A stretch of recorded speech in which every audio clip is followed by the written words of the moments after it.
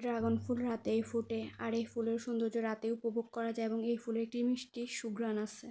আলহামদুলিল্লাহ, এবার আমাদের ড্রাগন গাছে 7টি কলি থেকে ফুল হয়েছে। প্রথম দিন ফুটেছিল 3টি ফুল, আর আজকে ফুটলো 4টি ফুল। যেহেতু রাতের বেলা আলো থাকে না তেমন, তাই এই ফুলের কীটপতঙ্গের মাধ্যমে পরাগায়ন তেমন একটা হয় না। এই জন্যই আমরা হাত পরাগায়ন করে দিলাম।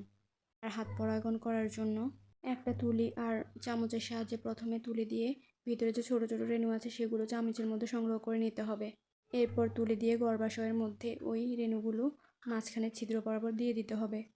এভাবে প্রত্যেকটি ফুল থেকে রেণু সংগ্রহ করে হাত পরাগায়ন করে দিতে হবে।